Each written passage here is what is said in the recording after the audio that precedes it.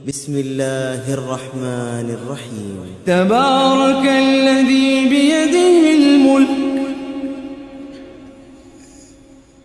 تبارك الذي بيده الملك تبارك الذي بيده الملك وهو على كل شيء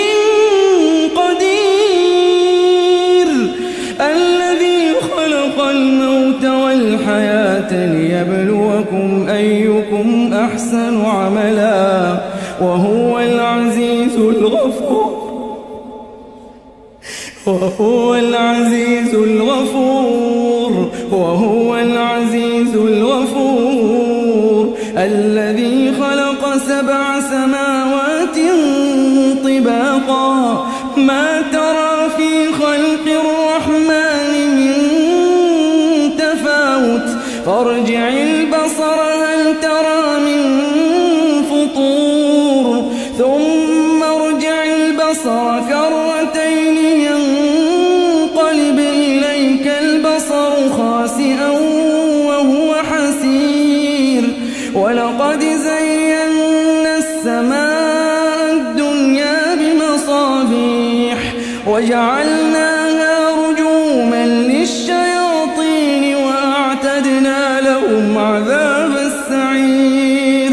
وللذين كفروا بربهم عذاب جهنم وبئس المصير إذا ألقوا فيها سمعوا لها شهيقا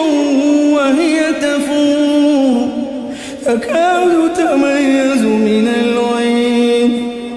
كلما ألقي فيها فوج سألهم خزنتها ألم يأتكم نذير قالوا بلى قد جاءنا نذير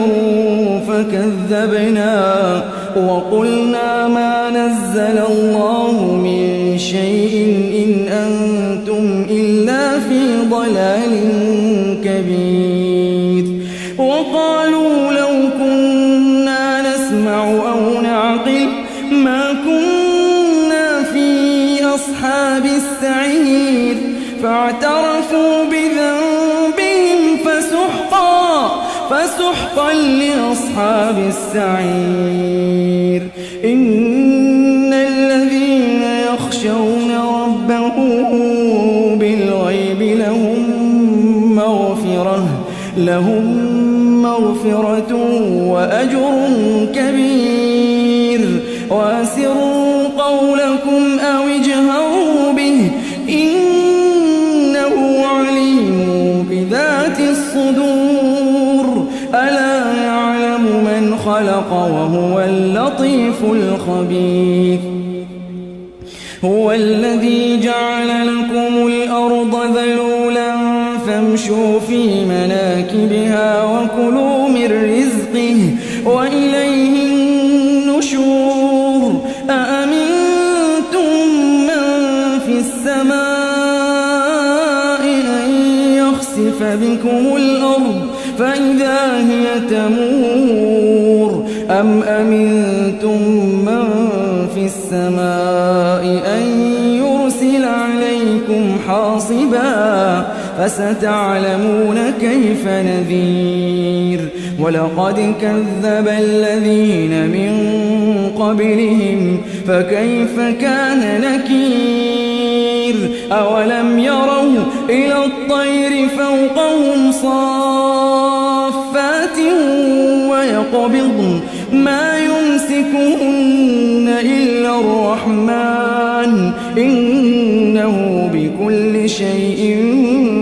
بصير أمن هذا الذي هو جند لكم ينصركم من دون الرحمن إن الكافرون إلا في غرور أمن هذا الذي يرزقكم إن أمسك رزقه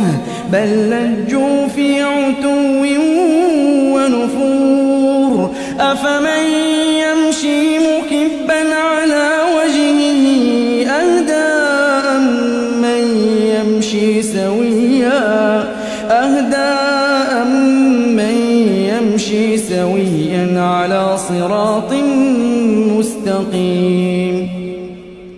قل هو الذي أنشأكم وجعل لكم السمع والأبصار والأفئدة قليلا ما تشكرون قل هو الذي ذراكم في الأرض وإليه تحشرون ويقولون متى هذا الوعد إن كنتم صادقين قل إنما العلم عند الله وإنما أنا نذير مبين فلما رأوه زلفة سيئت وجوه الذين كفروا وقيل هذا الذي كنتم به تدعون قل أرأيتم إن أهلكني الله ومن معي أو رحمنا فمن يجير الكافرين من عذاب أليم قل هو الرحمن آمنا به وعليه توكلنا فستعلمون من هو في ضلال مبين قل أرأيتم إن أصبح ماؤكم غورا فمن يأتيكم